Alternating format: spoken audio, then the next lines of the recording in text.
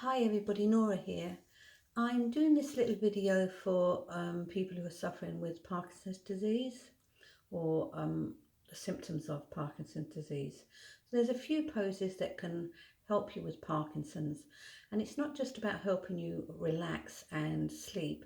A lot of the poses are very good with muscle groups, so they can help you get stability and strengthen the muscles, so they can make you feel stronger, safer, and they can make you feel um, uh, a real inner strength in what you do. So we have mountain pose, so we're going to do that. And when we look at mountain pose, it actually works the quadriceps, which are the thighs, and then the tummy muscles, the obliques, the rectus abdominis and the transverse abdominis. So we're going to do that pose. We're going to also then do standing forward bend. So the standing forward bend will work the piriformis muscles in the bottom, the hamstrings at the back, the gastrocnemius and the gracilis. So the gastrocnemius is in the back of the calf. So that's a really good muscle to work with. So they're all different muscles as we work our way down. And then we're going to go into tree pose. So when we go to the tree pose, then the tree pose is very good for the hamstrings. Okay, it's also good for the stomach muscles and the adductor muscles, so the muscles on the inner thigh. And then we're going to finish then with child pose. We're just going to do 4 poses. Okay, and when we go then into the child pose, it's actually a spinal extensor. It works the hamstrings, the tibialis anterior and the trapezius muscles. The trapezius is the big kite muscle at the back. So we're going to work those poses, and I hope you enjoy. Here we go. So the first one we're going to do is going to be mountain pose. So with mountain pose, we're going to place our feet hip width apart. All 4 corners of the feet are on the floor. We're going to bring up our arches slightly. We're going to bring our knees back slightly. No strain, just a tiny little pull forward. So as we bring the knees forward, you'll notice your thighs start to come nice and high and strong. And then you're going to tip your pelvis slightly forward. And then you're going to bring in your abdominal muscles. So you can have your hands by your side or facing outwards. A good thing to do is lift up the shoulders, bring the shoulders back and drop them down. And this is the position that is best to keep you nice and stable. So the longer you stay here, the more stable you actually feel. It's a lovely grounding pose. Now we have over 7,000 nerve endings in the feet, so it's really good to have these anchored to the floor and to just let everything start to switch off bit by bit and calm. There we are. So we're doing a muscle workout, believe it or not, in this pose, and we're calming at the same time. So from here then we're going to do a forward bend. So we're going to place our hands in the groove where we bend forward. And we're going to just bring our bottom back. That's all we're going to do. So we're going to bring our bottom back. And as we bring our bottom back, we're still stable with the nice strong legs from mountain pose. We're going to, when we get halfway, we're going to sort of bring the spine nice and tall. We're going to look towards the front. And we're just going to stay here for a couple of breaths. Let's do 3 breaths. Breathing in through the nose. Breathing out through the mouth. In, out, in, out. And it's good to be holding, because sometimes with Parkinson's we get a little bit shaky, so it's good to have the hands somewhere nice and stable. So very, very gently you're going to bring yourself up slowly, slowly to here. So the next pose we're going to do is going to be tree pose. So you're already nice and stable with your leg. So to do tree pose, You don't want to go too high at the beginning if you're not used to it. So you could start as low as here with the knee out to the side, so and your hips face forward. So if somebody is looking from the side, they can't see the knee. Yeah? So this is where we are. So you could try here. Then you take your hands out to the side, bring them up, and you can either have them open like this, or you can have them together. So you want to have your hands right above the head and the elbows out to the side. Yeah? So this is a lovely tree pose. This is the easiest of the tree poses, but it still does an awful lot of work. It works the shoulders, it works the back, it works the thighs, it works the legs. It's very good for you. So if you could try and go a little higher. Depends, and if you start to wobble, just hold onto one hip until you get your stability. Look at something in the room that is not moving, and there you are. Or you could go to the higher pose. Yeah. Another way to do tree pose, believe it or not, is to stand against a wall. I'm just going to stand against the wall so you can see. So to stand against a wall, have your heels a little bit out from the wall, maybe about 4 to 6 inches. You're going to lean your shoulders back against the wall, and you're going to lean your tailbone against the wall. You're going to bring your shoulders up, bring them back. You're going to relax the chin so that the back of the neck is elongated. And you're going to bring your hands out to the side, bring them up above the head, bring them down and back. And what you can do is just keep aiming to bring the arms in line with the ears. Now, if you're a little bit shaky with the Parkinson's, this is a really good one because it's giving you stability. Yeah? You can actually practice this line on the floor as well, exactly the same as I'm doing it on the wall. So that is another good one to do. The other one is child pose, so we're going to go down onto our knees.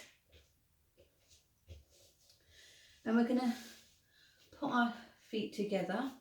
Now some people do their child pose this way, so they sit on the heels and then they go down and bring the head to the floor.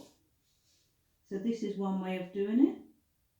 You can also have your hands on top of each other to keep them from shaking. Place the head down, and you can feel all the lovely stretching and opening in the back here. Your head will feel steady. If your head is shaking a little bit because of your illness, what you do is you can get a little pillow here, place your head on that, even place it on your hands even, if you need it higher. And that will stop you feeling uncomfortable. Another way to do it is with wide legs. Yeah.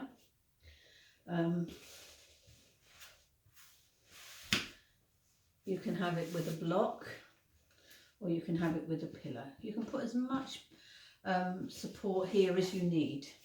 Okay, so bring the head down. You can have the hands wide, you can have the hands here, you can have the hands here, whatever suits you. So just go by your own body. How is your body feeling at the moment? What is right for you?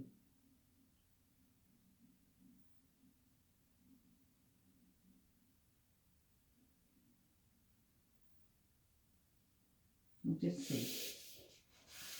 So that's it up to there. So